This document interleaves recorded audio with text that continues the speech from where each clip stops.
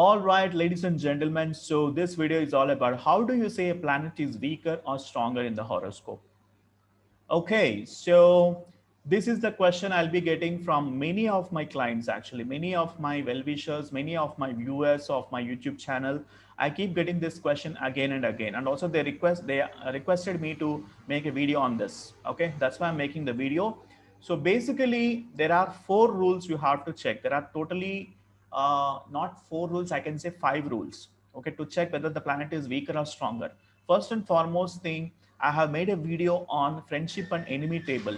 You guys have to check that video, okay, to understand which planet is friendly with which planets is enemy with which planets.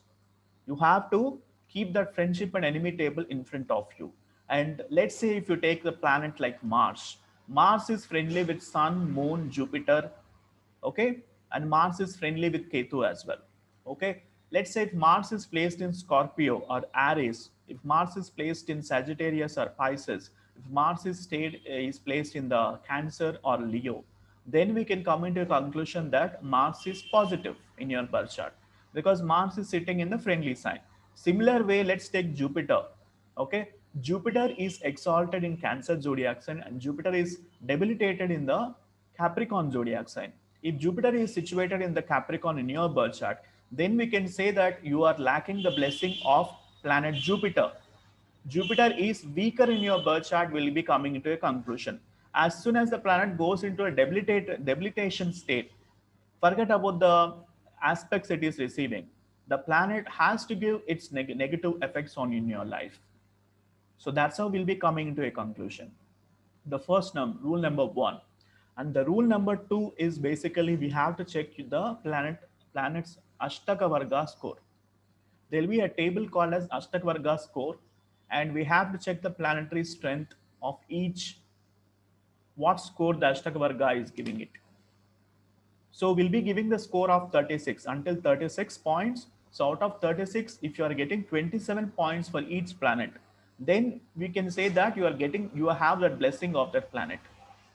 If at all your Ashtaka score for that specific planet is below 27, then we can say that the planet is weaker. You are lacking the blessings of those planets and you have to face the negative effects. Okay, that is rule number 2. Rule number 3 is what kind of aspects the planets is receiving. All the planets should be free from the malefics Saturn, Mars, Saturn, Mars, Rahu, and Ketu.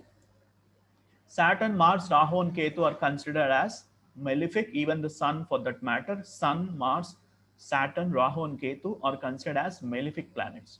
So your planets should be free from all these malefics. If at all malefic planets are watching or aspecting these benefic planets, automatically the positive yogas will be reduced. The positive effects of that planet will be reduced.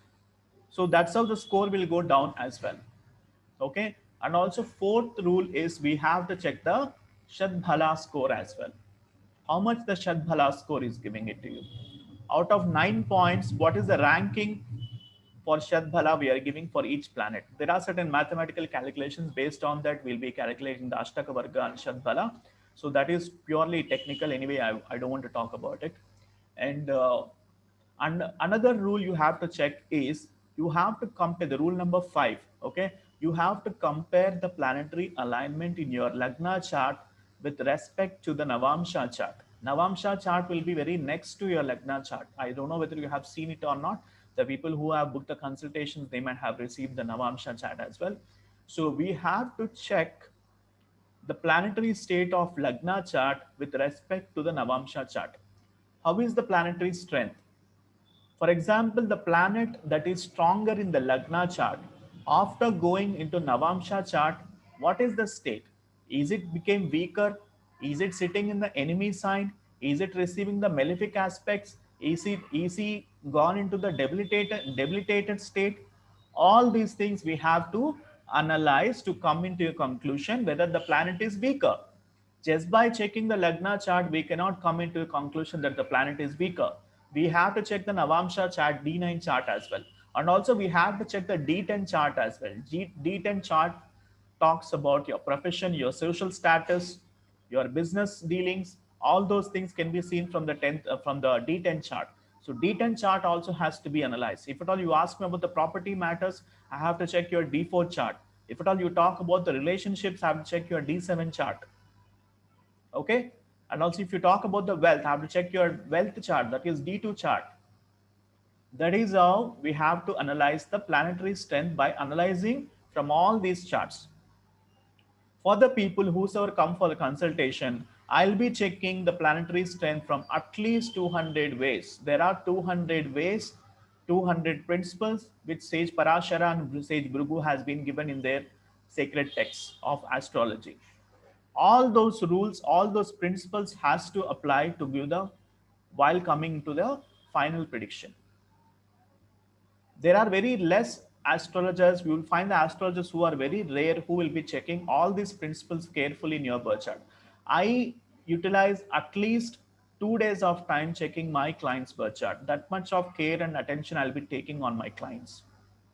Why? Because they comes to me out of understanding the Vedic knowledge. I'm here to provide the service to them. So I provide service in such a way that in a very honest and sincere manner.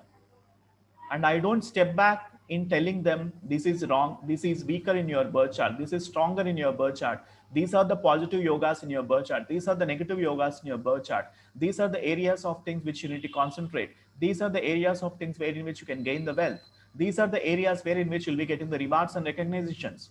I don't step back in telling everything in the birth chart about this. Right? So that's how the consultation has to be provided. It's not like just giving one paragraph of matter pertaining to their birth chart and saying close for it. That's why my prices are also very reasonable in nature, because I give that much of care and attention in giving the predictions to my clients. Because whenever you are giving the prediction, you have to analyze the birth chart from at least 200 ways. There are so many principles has been given. That's why I say to my client, my people, the people who watch videos of mine, and also I always say to them, don't come into a conclusion about the prediction just by checking the one rule or one principle of Vedic astrology. There are 200 principles before you come into a conclusion, before you coming to the final prediction. You have to check your birth chart from all those angles. That's why I say half knowledge is dangerous. Half knowledge is very dangerous, guys. Make sure that you acquire complete knowledge and then go into the final prediction. That's why don't experiment your birth chart keeping in front of the video and come into a conclusion that, oh my God, my birth chart is having an issue. No, we have to see from all the angles to understand the planetary strength. All right. So that's it for today, guys. Thank you so much. I really enjoyed, conducting this live session for you guys. And I hope you understand about how to analyze whether the planet is weaker or stronger in the birth chart. I just told only 5 rules. Okay. There are 200 rules. In fact, I cannot cover everything in this 5 minutes of video. So you have to book for the consultation. Once you book for the consultation, I'll be providing the complete analysis about your birth chart pertaining to what kind of direction that you need to lead, from where the wealth will be coming, what kind of professions that are suitable to you, and if at all you are into the any kind of issues related to litigation or property matters, or in terms of quarrels with your siblings, all those things, there are beautiful remedies which our sages has been given.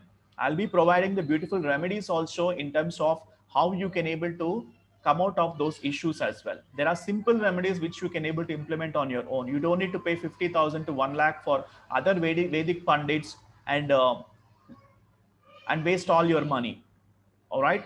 So make sure your money work for you, and happy learning, guys. Thank you so much. If at all you have not subscribed to my YouTube channel yet, please do subscribe to my YouTube channel and also click on that bell icon. Once you click on that bell icon next to subscribe button, you will be notified if at all if I add any future videos.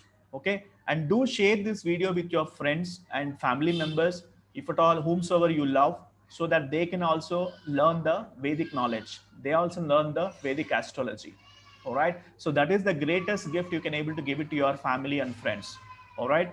And one more thing I want to tell you guys, and do mention in the comment section or under this video whatever you have learned, so that other people whosoever see the comment, they can also learn from your summary. Correct?